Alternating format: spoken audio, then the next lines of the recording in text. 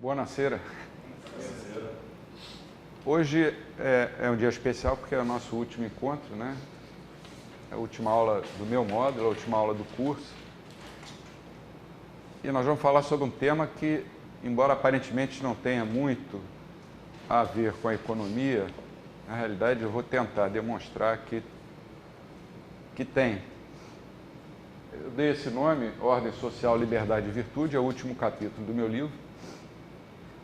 E a gente trata de questões como relações entre economia e ética. Como a gente viu, a ciência da ação humana, a praxeologia, ela é perfeitamente capaz de explicar o funcionamento dos mercados, mas ela não se envolve em questões de ética.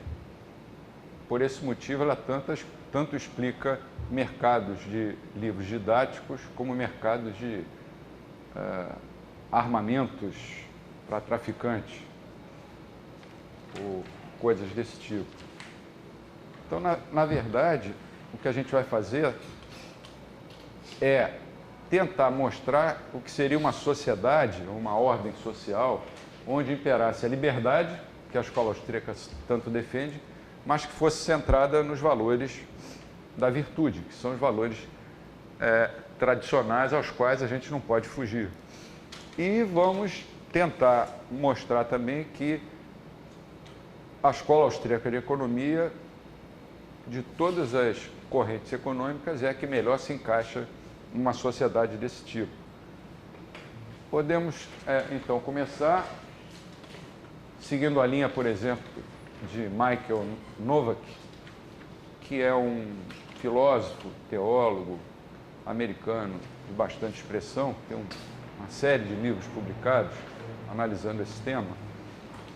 Na linha também de Paul Johnson, que escreveu Tempos Modernos, é a sua obra mais famosa, mas ele escreveu História do Judaísmo, História do Cristianismo e muitos outros livros.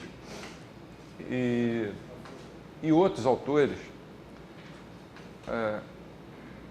O que nós chamamos de sociedade, na verdade, pode ser encarado, e esses autores fazem isso, como uma reunião de três conjuntos, que são aqueles ali: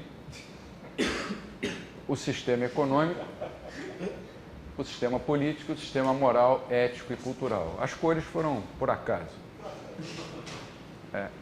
O sistema econômico, nós temos, como o nome está dizendo, as leis da economia, os mercados. A praxeologia cuida dele melhor do que qualquer outro ramo do conhecimento. O sistema político não precisa ser definido. São as instituições que fazem parte desse sistema. E o sistema moral, ético, cultural. Você pode colocar os três num só. Talvez dos três seja o mais complexo, porque ele envolve coisas, por exemplo, ou instituições ou entidades como associações profissionais, clube de engenharia, ordem dos advogados, conselhos regionais de economia, etc. Envolve associações de pais e alunos, envolve igrejas, envolve a mídia, clubes esportivos, quer dizer, o que faz parte do que se convencionou chamar de cultura de uma sociedade, né? Cada um dos três sistemas tem as suas leis de funcionamento. A praxeologia mostra perfeitamente, por exemplo, como os mercados funcionam e o que acontece com os mercados quando o governo vai lá e coloca a sua mão visível, provocando muitas distorções. O sistema político também tem as suas regras de funcionamento, por mais imperfeitas que sejam, né? A gente teve aqui o módulo do professor André, mas ele também além de ser essencial, ele tem o seu modus operandi, o seu modo de funcionar próprio. E assim também o sistema moral, ético, cultural, que varia de país para país, de cultura para cultura. Nós não podemos querer implantar, por exemplo, o nosso sistema ético e moral num país islâmico, ou vice-versa. Eles não podem querer implantar o sistema deles aqui, porque a nossa tradição é outra e a deles também é outra. O que aconteceu no século XX aí eu estou seguindo um autor que não é necessariamente austríaco, mas é bem próximo da escola austríaca de economia, que é o Michael Novak, é que no século XX, a partir do final do século XIX, houve uma politização da economia e do sistema ético, moral, cultural. Então você tem a economia, a política e o sistema ético, moral, que deve ser a base dos outros dois. Se o sistema moral estiver podre, ele acaba apodrecendo a política e a economia. Você pode ver, por exemplo, quantos ministros foram demitidos no atual governo por corrupção. E parece que tem mais 2 aí, já em cima do telhado, prontos para caírem. Eu até estava vendo em latim, acabei de postar no Facebook lá até o Christian gostou do comentário. Montenegrum culminibus est. O Montenegro está no telhado. Vamos ver, o Google Tradutor é ótimo, né? Parece que você sabe latim, sabe qualquer língua. Às vezes tem uns erros ali, mas aí a gente dá uma consertada. Ele não colocou este. Isso aí eu me lembrei quando eu estudei latim, que tem que botar culminibus, quer dizer, está lá no alto, e como ele tem outros. Pimentel eu não achei em latim, então não coloquei, mas deve ter o seu. E na economia a mesma coisa. Quando o sistema moral está podre, o empresário compra alguém do governo para fazer uma lei, por exemplo, que favoreça a indústria dele. O que aconteceu no século XX, segundo Paul Johnson, foi esse fenômeno. Dá uma olhada ali para o gráfico. O sistema político invadiu os outros dois. Questões que eram puramente econômicas e éticas passaram a ser politizadas. E a consequência foi o inchaço do Estado. Por exemplo, há 100 anos atrás, ninguém falava em políticas salariais, políticas monetárias, políticas fiscais. Tudo isso passou a ser politizado. Se foi politizado, passou para a mão do Estado. Se passou para a mão do Estado, o Estado teve que crescer. Quais as consequências, quais as causas desse fenômeno? Segundo Paul Johnson, tudo começou quando o filósofo alemão Nietzsche, decretou, numa das obras dele, a morte de Deus. Deus está morto. Temos que substituir isso. Isso é coisa do passado. Ele era filho, sobrinho e neto de pastores.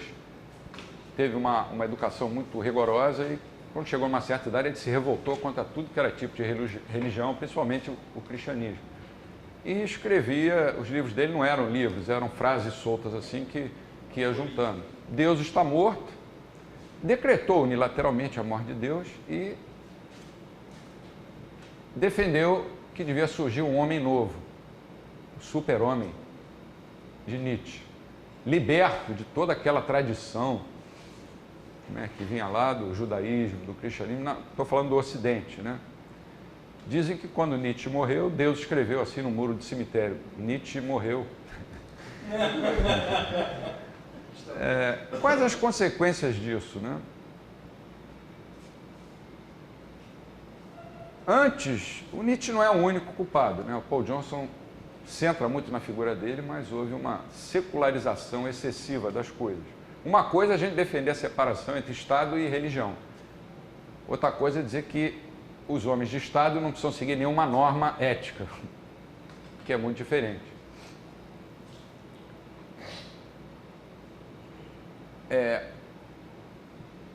Nós temos aí os 3 sistemas. Quando o sistema ético, olha lá, desmorona, ele vai fazer os outros 2 também desmoronarem e vão desaparecer as condições para uma sociedade justa. Você pega o jornal diariamente ou entra na internet, você só vai ver coisas desse tipo.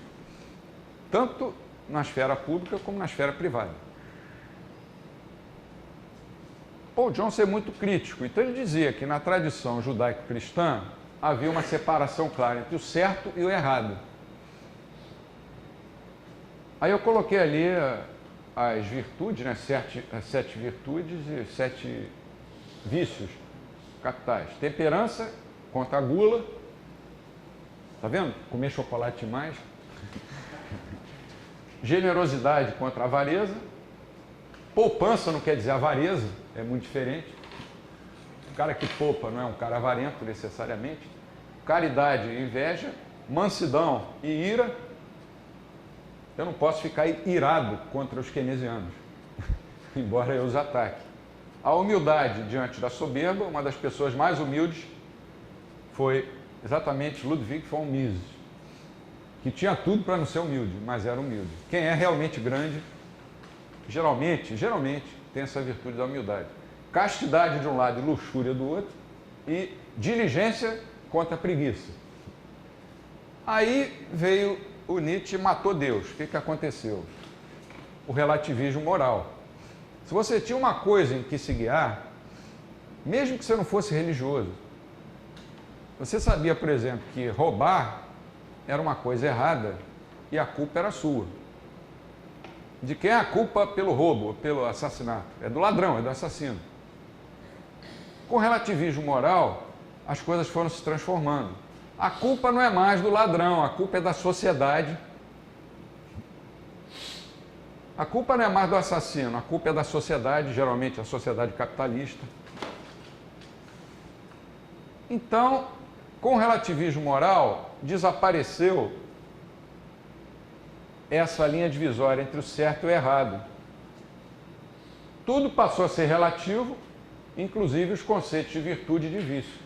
Depende, aquele cara roubou, mas roubou por quê? Ah, sei lá, porque está com fome, porque deu na cabeça dele. Aquele outro estuprou por quê? Ah, sei lá, porque a menina passou por ele com uma saia muito curta. Então a culpa é dela, não é dele. E coisas desse tipo. Você pode ver que esse pessoal mais radical, de esquerda, geralmente usa muito isso. A culpa é da sociedade. Quer dizer, o menor que tem força para empunhar uma arma, dar um tiro e matar uma pessoa, pelo estatuto do menor, ele não pode ser preso. Ele só pode ser, como é que eles falam? Apreendido e 2 dias depois está na rua assaltando de novo. O Paul Johnson ainda acrescenta alguma coisa, acho interessante isso como cultura geral. Outras pessoas contribuíram para que o relativismo moral fosse tomando conta do mundo. E hoje nós vivemos num mundo de relativismo moral extremado.